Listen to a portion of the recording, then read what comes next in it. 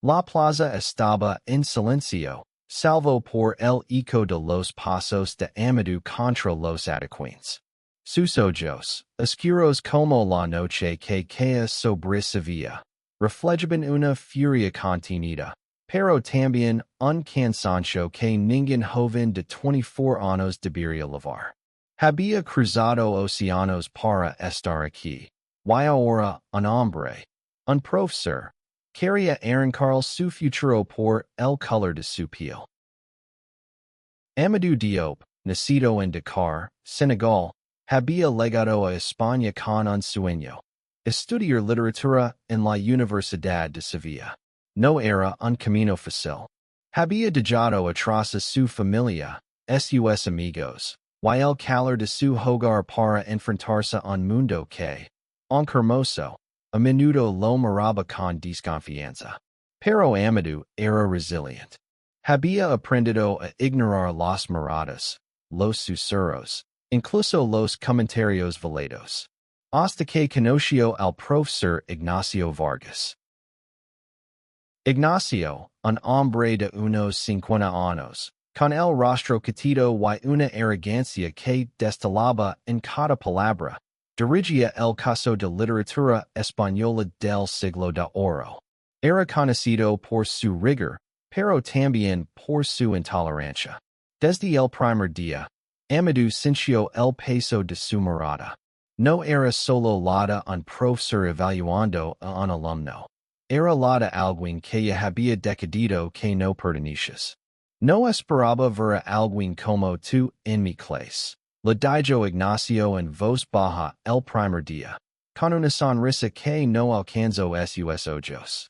Amadou apretó los puños, pero no respondió. No podía permitirse el lujo de hacerlo. En cambio, trabajó más duro que nadie.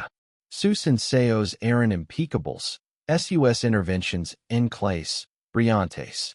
Pero cada vez que entregaba un trabajo, Ignacio lo devolvía con una nota baja y comentarios vagos. Falta profundidad.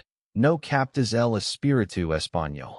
Amadou sabía que no era cierto, pero no tenía pruebas. Hasta el día del examen final. La sala de exámenes estaba llena de estudiantes. Él era cargado de nerviosismo. Amadou había estudiado durante semanas, memorizando cada verso de Quevedo, cada estrofa de Góngora.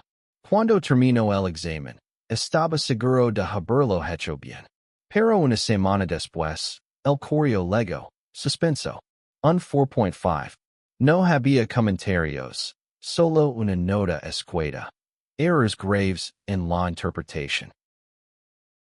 Amadou sintió que el suelo se desvanecía bajo sus pies. Sabía que no había cometido errors graves. Había revisado cada respuesta, cada cita. Fue entonces cuando decidió confrontar a Ignacio. Con el corazón latiendo con fuerza, se dirigió al despacho del profesor. Un cuarto pequeño, en el corazón del edificio antiguo de la universidad, con paredes cubiertas de libros y un aire de autoridad opresiva. Profesor Vargas, necesito hablar sobre mi examen, dijo Amadou, manteniendo la voz firme a pesar de la rabia que lo consumía. Ignacio ni siquiera levantó la vista de sus papers. No hay nada que discutir, señor Diop. Su trabajo no cumple con los estándares. ¿Qué estándares? Insistió Amadou. He revisado cada pregunta, cada respuesta. No hay errors. ¿Por qué me ha suspendido? Por primera vez, Ignacio lo miró directamente.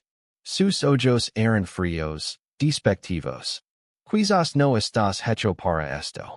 No todos tienen la sensibilidad para entender nuestra literatura. Amadou sintió las palabras como un golpe. No era solo una crítica académica, era un ataque personal, cargado de un racismo que Ignacio ni siquiera intentaba disimular. Pero antes de que pudiera responder, la puerta del despacho se abrió de golpe. Soes to do lo que tienes que decker? La voz de Javier Rizono en la habitación, vibrante de indignación. Javier Morales, un estudiante español de 22 años, compañero de clase de Amadou, había estado escuchando desde el pasillo. Con su cabello castaño desordenado y sus ojos verdes encendidos de furia, parecía dispuesto a derribar el mundo si era necesario. He leído el examen de Amadou. Y es mejor que el mío, y yo saconate. Esto no es justo, y lo sabes. Ignacio se puso de pie, su rostro enrojecido. ¿Quién te crees que eres para entrar aquí, y hablarme así? Alguien que no vaya a quedarse calado mientras haces esto, respondió Javier, sin retroceder. Amadou lo miró, sorprendido. No esperaba que nadie, mucho menos Javier, un estudiante popular y querido, se pusiera de su lado.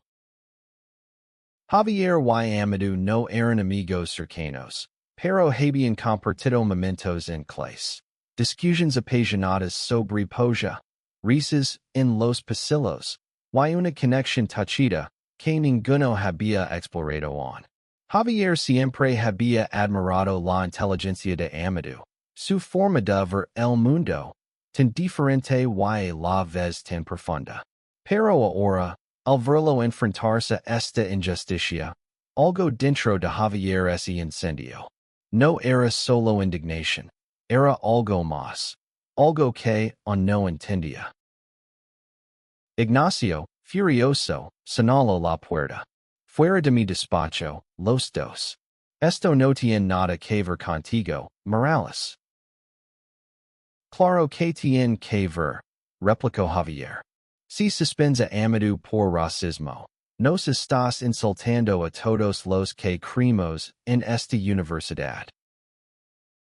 Amadou sintió un nudo en el pecho. No estaba acostumbrado a que alguien lo defendiera así, con tanta pasión. Pero también sabía que esto era solo el comienzo.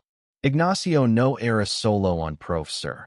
Era una institución en la universidad, con conexiones y poder. Desafiarlo no sería fácil. Esa noche, en la plaza de la Alfalfa, bajo las luces tenues de las farolas, Amadou y Javier se sentaron en un banco. El olía a azahar, pero la tensión entre ellos era palpable. No tenías que hacer eso, dijo Amadou, mirando al suelo. Ahora estás en problemas por mi culpa. Javier negó con la cabeza. No es por tu culpa. Es por él. Y no voy a dejar que te haga esto. Amadou levantó la vista, y por un momento, sus ojos se encontraron. Había algo en la mirada de Javier, una mezcla de determinación y ternura, que hizo que el corazón de Amadou latiera más rápido. No sabía si era gratitud, admiración, o algo más. Pero en ese instante, supo que no estaba solo. Sin embargo, lo que ninguno de los dos sabía era que su enfrentamiento con Ignacio había desencadenado una tormenta. El profesor, humilado, no estaba dispuesto a dejar las cosas así. Y en los días siguientes, sus acciones pondrían a prueba no solo su lucha por la justicia, sino también los sentimientos que comenzaban a florecer entre ellos. A la mañana siguiente, la universidad estaba en ebullición. Los rumores sobre el enfrentamiento en el despacho de Ignacio se habían extendido como el fuego. Algunos estudiantes susurraban en los pasillos, otros lanzaban miradas curiosas a Amadou mientras caminaba hacia su próxima clase. Pero él no estaba solo. Javier, con su mochila al hombro y una sonrisa desafiante, caminaba a su lado. Que hablan lo que quieran, dijo, encogiéndose de hombres. La verdad siempre sale a la luz. Amadou no estaba tan seguro. En Senegal, Había aprendido a desconfiar de las promesas de justicia. Pero la presencia de Javier, su energía inquebrantable, le daba una chispa de esperanza. No podían quedarse de brazos cruzados. Decidieron acudir al decano, un hombre mayor llamado Antonio Ruiz, conocido por su rectitud, pero también por su aversión al conflicto. El despacho del decano era un contraste con el de Ignacio. Luminoso, con ventanas que daban a un patio lleno de naranjos. Antonio los recibió con una expresión seria, pero no hostil. Amadou explicó todo: las notas injustas, los comentarios despectivos, el suspenso inmerecido. Javier, incapaz de contenerse, añadió: no es solo Amadou, señor. Otros estudiantes han tenido problemas con el profesor Vargas. Pero nadie se atreve a hablar porque tiene demasiado poder. Antonio escuchó en silencio, tomando notas. Son acusaciones graves, dijo finalmente. Necesitar pruebas concretas. Tienen algo más que sus palabras. Amadou sintió un peso en el pecho. No tenía pruebas tangibles, solo su examen y su certeza de que estaba bien hecho. Pero Javier, siempre rápido, sacó su teléfono. He hablado con otros estudiantes. Hay al menos tres que dicen que Ignacio los ha tratado mal, por no ser españoles o por otras razones personales. Puedo conseguir sus testimonios. El decano asintió, pero su expresión no permitía nada. Hablar con el profesor Vargas. Mientras tanto, les pido discreción.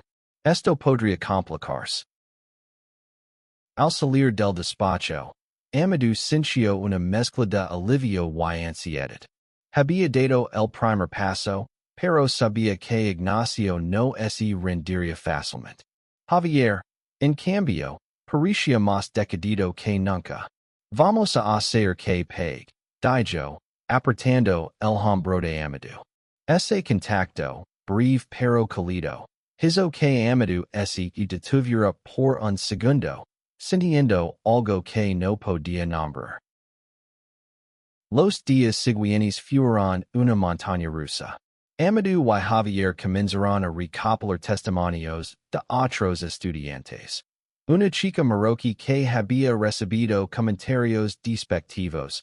Un estudiante gitano, al que Ignacio había humillado en clase. Cada historia era un eco de la experiencia de Amadou, y aunque era doloroso escucharlas, también fortalecía su resolución. Pero también notó algo más. La forma en que Javier lo miraba, la manera en que siempre estaba allí, dispuesto a pelear por él. Era más que solidaridad. Había una conexión creciendo, una que ambos sentían pero ninguno se atrevía a nombrar. Una noche, mientras trabajaban juntos en un café cerca de la Giralda, Javier rompió el silencio. Sabes, nunca había sentido esto antes, dijo, mirando su taza de café como si contuviera todas las respuestas. ¿Qué sientes cuando estás conmigo? Amadou se quedó helado. No estaba preparado para esa pregunta. En Senegal, hablar de sentimientos como estos era un tabú, un riesgo. Pero aquí, en Sevilla, con Javier frente a él, sintió que podía ser honesto. Siento que puedo ser yo mismo. Contigo no tengo que esconder. Javier sonrió, pero había nerviosismo en sus ojos. Yo también, pero a veces me da miedo. No sé si estoy listo para lo que esto significa. Antes de que Amadou pudiera responder, su teléfono vibró. Era un mensaje de otro estudiante. Cuidado. Ignacio está hablando con los profesores. Dice que va a demandaros por difamación. La noticia cayó como un rayo. Ignacio no solo estaba defendiendo su posición, estaba contraatacando. Amadou Cincio que el mundo se cerraba a su alrededor, pero Javier tomó su mano bajo la mesa. No vamos a rendirnos, dijo con firmeza. Esto es más grande que nosotros. Esa noche, mientras caminaban por las calles estrechas del barrio de Santa Cruz, Amadou se permitió sonar. Tal vez, solo tal vez, podrían ganar esta batalla. Y tal vez, en el preciso, podrían descubrir que significaban el uno para el otro. Pero el camino estaba lleno de obstáculos, y el siguiente golpe de Ignacio sería más duro de lo que imaginaban. La amenaza de Ignacio no era solo un rumor. A la mañana siguiente, Amadou y Javier recibieron una notificación oficial de la universidad.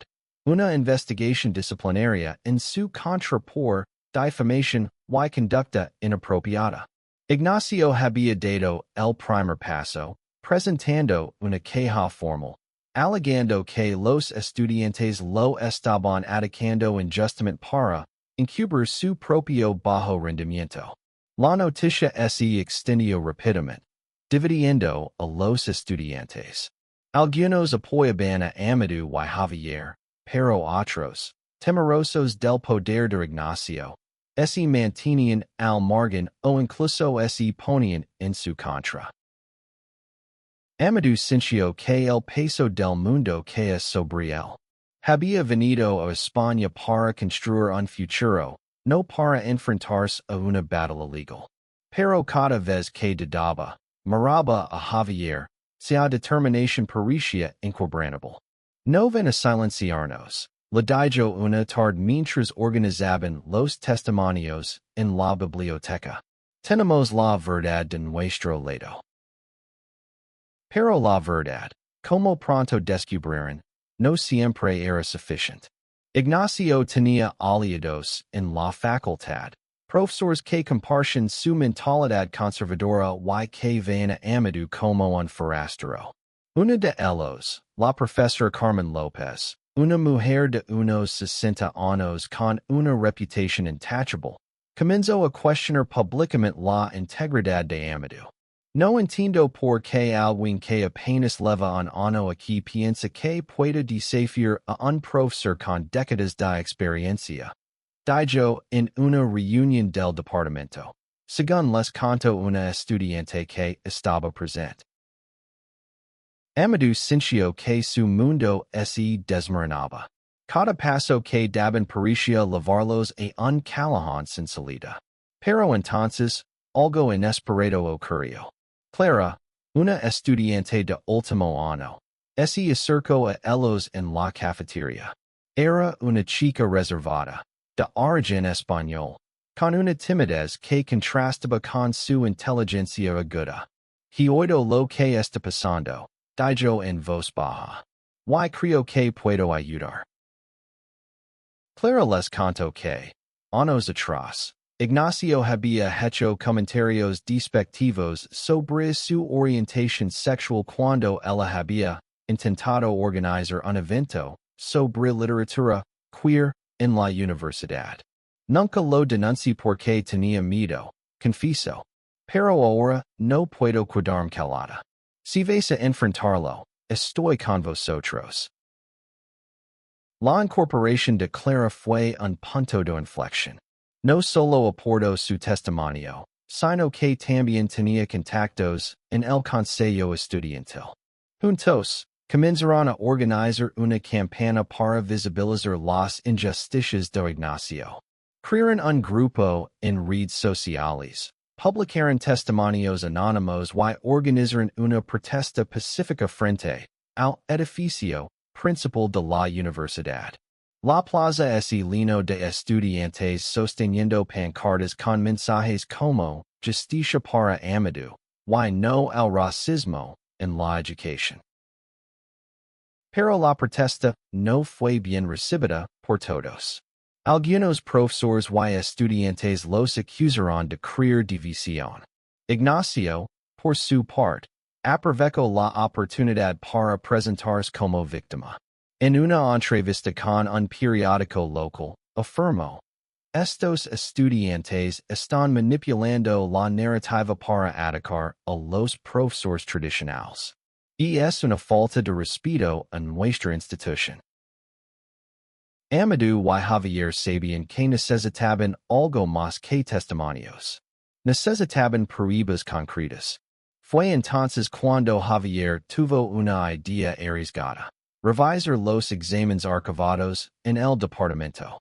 Si podían demostrar que el examen de Amadou había sido calificado injustamente, tendrían una ventaja. Pero entrar en los archivos de la universidad era un riesgo enorme. Si los descubrían, podrían ser expulsados. Aun así, decidieron intentarlo. Una noche, con la ayuda de Clara, se colaron en el edificio administrativo. El corazón de Amadou latía con fuerza mientras forzaban la cerradura de una oficina. Dentro, encontraron los exámenes apilados en cajas. Buscaron frenéticamente hasta que dieron con el de Amadou. Al revisarlo, confirmaron lo que sospechaban. No había errores significativos. Pero había algo más. Una nota escrita a mano por Ignacio, en el margen. No apto para el nivel requerido. Question cultural. Esas palabras eran la prueba que necesitaban. Pero antes de que pudieran salir, escucharon pasos en el pasillo. Alguien los había visto. La adrenalina corrió por sus venas mientras escapaban por una ventana trasera, con el examen en la mochila de Javier.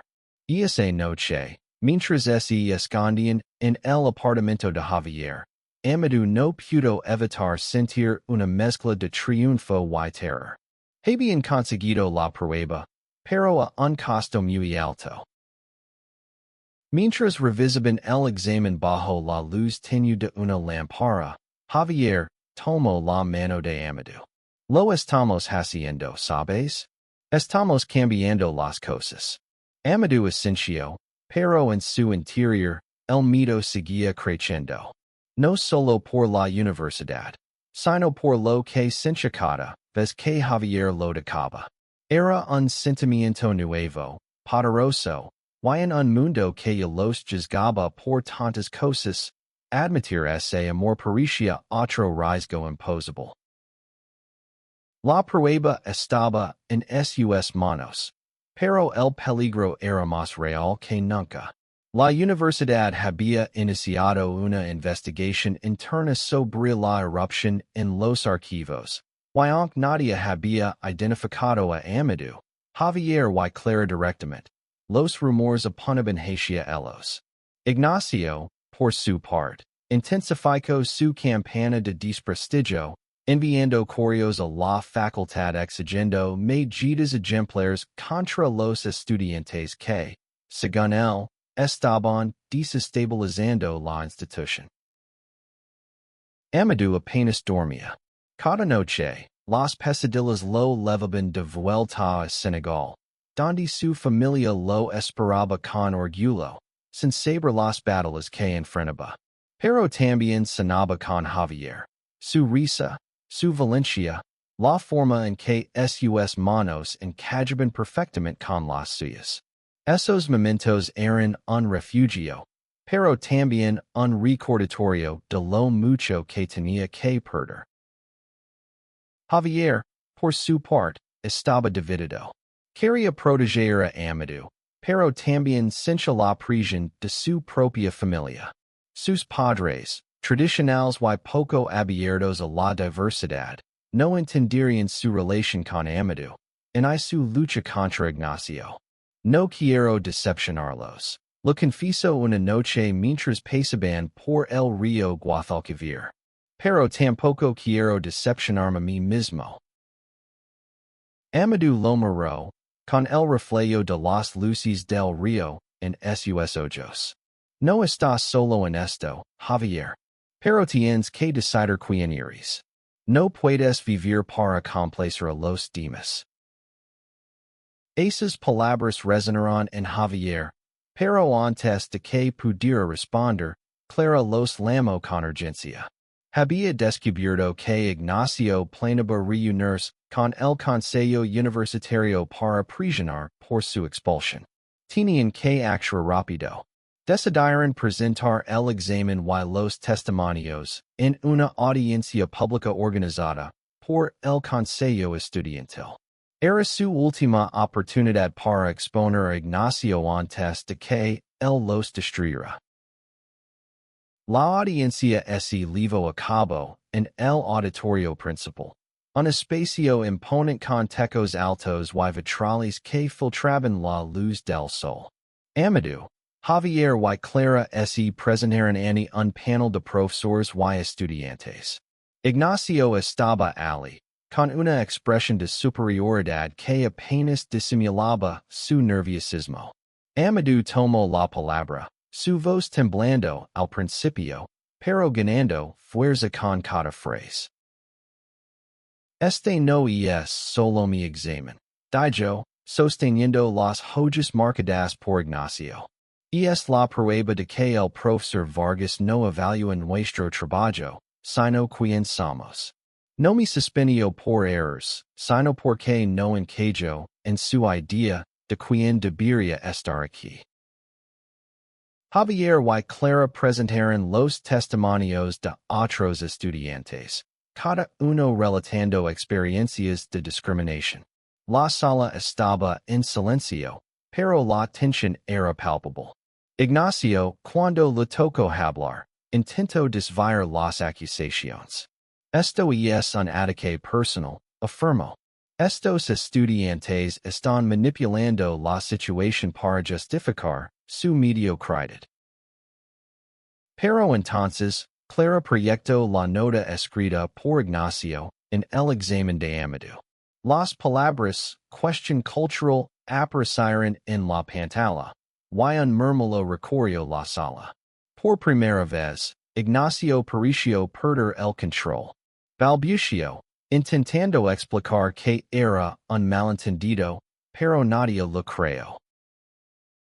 El decano, que presidía la audiencia, permitió una investigación exhaustiva.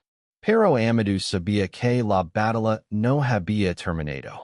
Esa noche, mientras celebraban en un bar del barrio de Triana, sintió una mezcla de alivio y ansiedad. Habían dado un paso importante, pero el sistema no cambiaba de la noche a la mañana. Y luego estaba Javier, sentado a su lado, riendo con Clara, pero lanzando miradas que dicen más de lo que las palabras podían expresar. Más tarde, solos en el balcón del apartamento de Javier, Amadou finalmente se permitió hablar. No sé cómo agradecer todo esto, dijo, su voz suave. Pero también me asusta. Lo que siento por ti. No sé si estoy listo para enfrentarlo. Javier lo miró. Sus ojos brillando bajo la luz de la luna. Yo tampoco. Pero no quiero seguir escondiendo. No de Ignacio, no de mis padres, no de mí mismo. Se acercaron, y por primera vez, sus labios se encontraron. Fue un beso tímido, lleno de miedo y esperanza, pero también de una certeza que ninguno podía negar. En ese momento, el mundo parecía detenerse, y las batallas que enfrentaban se desvanecieron, aunque fuera solo por un instante. Pero la calma no duró. Al día siguiente, un nuevo correo llegó desde la universidad. Ignacio había presentado una apelación, y esta vez, tenía un aliado inesperado, un miembro del Consejo Universitario que cuestionaba la validez de las pruebas. La lucha estaba lejos de terminar, y el amor que comenzaba a florecer entre Amadou y Javier sería puesto a prueba de formas que nunca imaginaron. La apelación de Ignacio fue un golpe duro. El miembro del Consejo Universitario que lo apoyaba, un profesor veterano llamado Rafael Gómez, argumentó que la nota en el examen de Amadou no era prueba suficiente de racismo. Podría interpretarse de muchas maneras. Dijo en un comunicado oficial. Necesitamos proteger la reputación de nuestros docentes. Amadou sintió que la esperanza que había construido se desmoronaba. Cada victoria parecía venir acompañada de un nuevo obstáculo. Javier, sin embargo, no estaba dispuesto a rendirse. No venezuelers con la suya. Dijo, caminando de un lado a otro en su apartamento. Había convocado a Clara y a otros estudiantes que apoyaban su causa para planear el siguiente paso. La idea era simple pero arriesgada. Hacer pública la historia. Si la universidad no actuaba, llevarían el caso a los medios y las redes sociales. Pero esto significaba exponerse aún más, no solo a Ignacio, sino a un escrutinio público que podía ser cruel. Amadou dudaba. En Senegal, la exposición pública podía ser peligrosa, especialmente para alguien como él, sea identidad como hombre negro y ahora, posiblemente, como parte de la comunidad LGBT, lo hacía vulnerable. Pero Javier, con su optimismo inquebrantable, lo convenció. Si no hablemos, ellos ganan. Y no puedo dejar que te hagan esto. Con la ayuda de Clara, contactaron a una periodista local, Elena Martínez, conocida por sus artículos sobre justicia social. Elena se reunió con ellos en una cafetería discreta en el centro de Sevilla. Escuchó con atención mientras Amadou relataba su experiencia, desde los comentarios de Ignacio hasta la nota en su examen. Javier y Clara aportaron los testimonios de otros estudiantes. Elena tomó notas, su expresión seria pero comprensiva. Esto es grande, dijo finalmente. Pero tienen que estar preparados. Una vez que publique esto, no habrá vuelta atrás. El artículo salió una semana después en un periódico digital progresista, titulado Racismo en la Universidad de Sevilla. Un estudiante lucha por justicia. El texto detallaba la historia de Amadou, los prejuicios de Ignacio y la complicidad de la universidad. Las redes sociales estallaron. Estudiantes de otras universidades compartieron el artículo. Y hashtags como justicia para Amadou comenzaron a circular. Pero no todo fue apoyo. Algunos comentarios en línea eran crueles, atacando a Amadou por su origen y cuestionando su derecho a estar en España. Otros atacaban a Javier, llamándolo traitor por enfrentarse a un profesor respetado. La presión comenzó a pesar sobre ambos. Amadou recibía mensajes anónimos que lo hacían sentir observado, inseguro. Javier, por su parte, enfrentaba tensiones en casa. Sus padres, al enterarse del artículo, lo confrontaron. ¿Por qué te metes en estos problemas? Lo preguntó su madre, con lágrimas en los ojos. Esto no es asunto tuyo.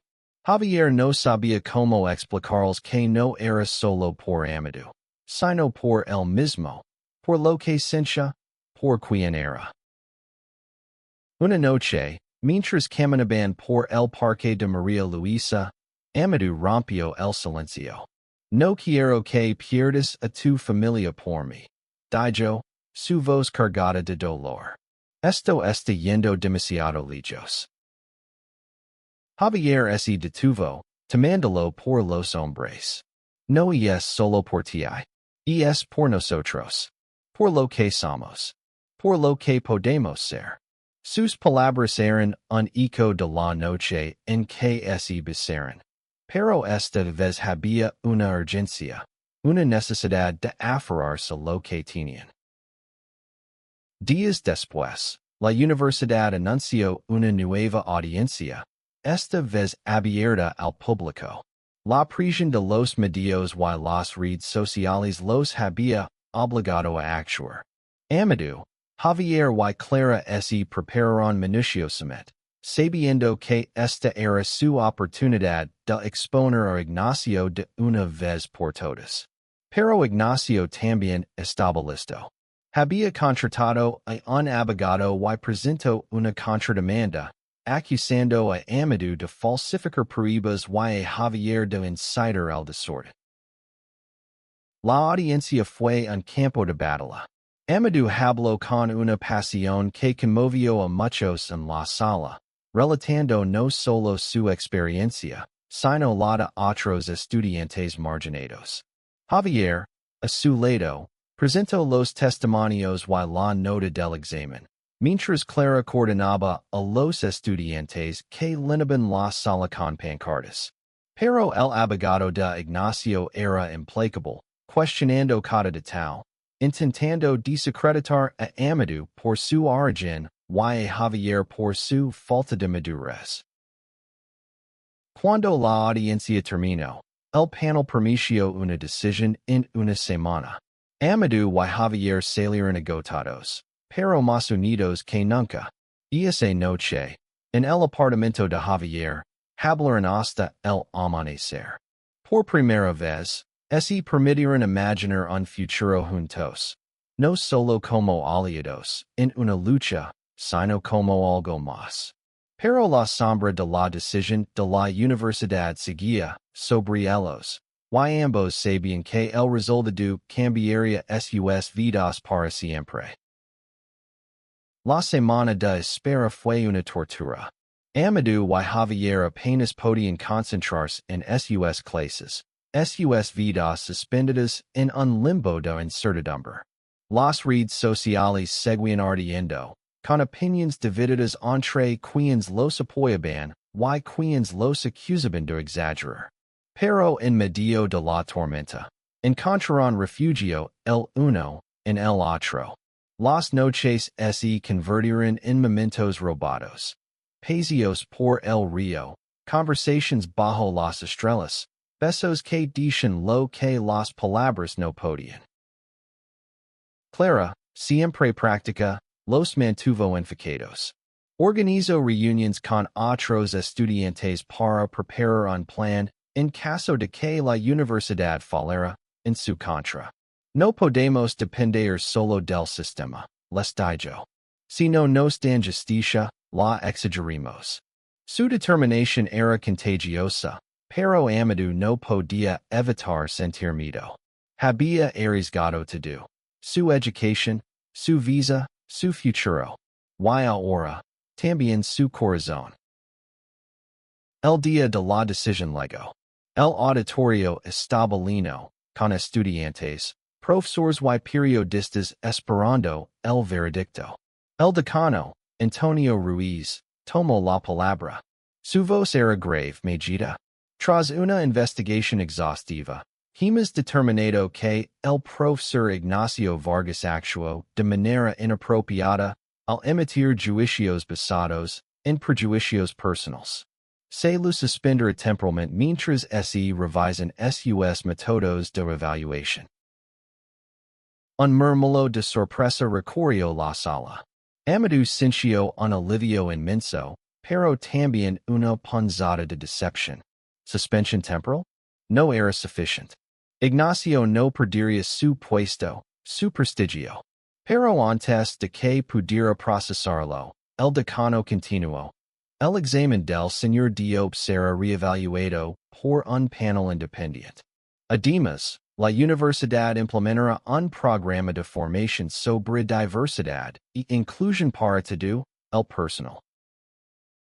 No era una victoria completa, pero era un paso. Los estudiantes en la sala aplaudieron, algunos con entusiasmo, otros con reservas. Ignacio, sentado en una esquina, no dijo nada. Su rostro era una máscara de rabia contenida. Amadou sabía que esto no era el final. Hombres como Ignacio no cambiaban, simplemente esperaban otra oportunidad. Esa noche, la celebración fue agradable. En un bar de Triana, Amadou, Javier y Clara brindaron con vino, rodeados de amigos que habían apoyado su causa. Pero Amadou no podía dejar de pensar en lo que vendría después. La universidad había actuado, pero el mundo exterior seguía siendo hostil.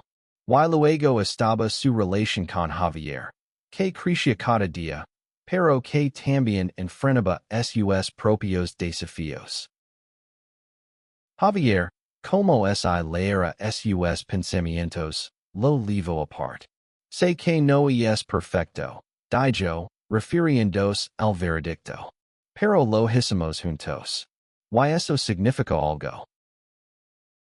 Amadou asintió, pero su voz tembló al hablar.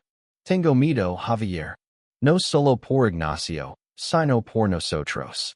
En mi país, esto. Hizo una pausa, señalándolos a ambos.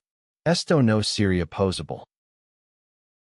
Javier tomó su mano, su mirada firme. No estamos en tu país. Estamos aquí. Y aquí, podemos ser quienes queramos. Esas palabras se quedaron con Amadou, pero también lo recordaron lo frágil que era su situación. Su visa dependía de su estatus como estudiante, y aunque el examen sería reevaluado, aún no tenía garantías. Además, los comentarios en línea se habían vuelto más agresivos, algunos incluso amenazantes. Una noche, mientras caminaba solo hacia su residencia, sintió que alguien lo seguía. No vio a nadie, pero la sensación de peligro no lo abandonó. Javier, por su parte, enfrentaba sus propios demonios. Había decidido hablar con sus padres sobre su relación con Amadou. La conversación fue un desastre. Su padre lo llamó confundido, su madre lloró y le pidió que volviera a ser el de antes. Javier salió de casa con el corazón roto, pero también con una claridad nueva. No podía seguir viviendo para complacerlos. Cuando le contó a Amadou, esperaba consuelo, pero en cambio encontró una confesión. No sé si puedo hacer esto, dijo Amadou, con lágrimas en los ojos. Te amo, Javier. Pero este país, esta lucha. A veces siento que no pertenezco aquí. Javier sintió que el mundo se detenía. Había luchado por Amadou, por ellos, pero ahora enfrentaba la posibilidad de perderlo. No te vayas, suplicó. No dejes que ganen. Amadou no respondió. En su lugar, lo abrazó, y en ese abrazo, ambos encontraron la fuerza para seguir adelante, al menos por un día más. Pero el futuro era incierto, y la sombra de Ignacio aún los perseguía. Los días siguientes fueron un torbellino. El examen de Amadou fue reevaluado, y el panel independiente lo otorgó un 9.2, una de las notas más altas del caso.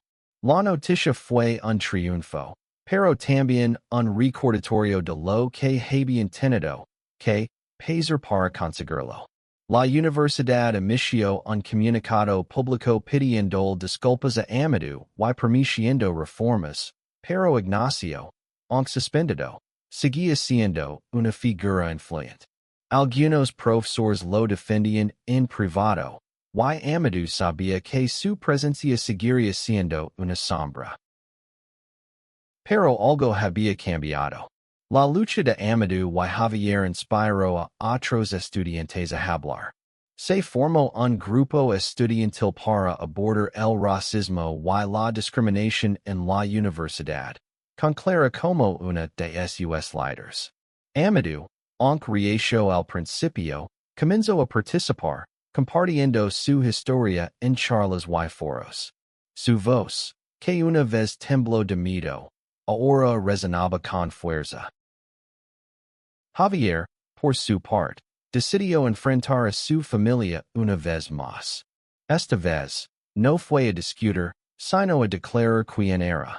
Amo a Amadou, les dijo, con una calma que sorprendió incluso a sí mismo. Y no voy a esconder por ustedes.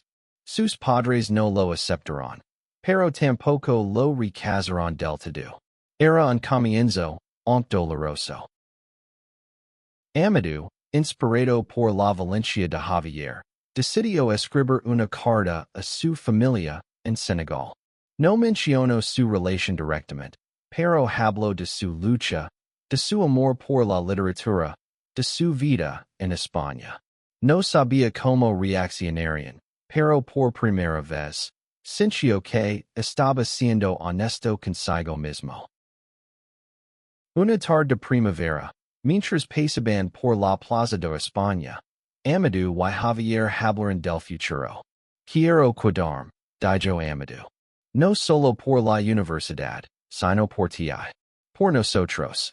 Javier sonrió, y en ese momento, bajo el sol sevillano, celebraron su compromiso con un beso que no escondía nada. Ignacio nunca regresó a la universidad. Los rumores dicen que se había retirado, incapaz de soportar la presión pública. Pero para Amadou y Javier, ella no importaba. Habían ganado algo más grande, la libertad de ser ellos mismos, de amar sin miedo, de construir un futuro juntos en un mundo que, aunque imperfecto, podían cambiar poco a poco. La plaza estaba llena de vida esa tarde, con turistas y sevillanos disfrutando del sol. Amadou y Javier caminaron de la mano, sus pasos resonando en los adoquines, como un eco de la primera noche en que todo comenzó. Habían enfrentado el racismo, el miedo y la incertidumbre, y habían salido más fuertes. No era el final de su historia, sino el comienzo de una nueva, escrita con amor, Valencia y la promesa de un mañana mejor.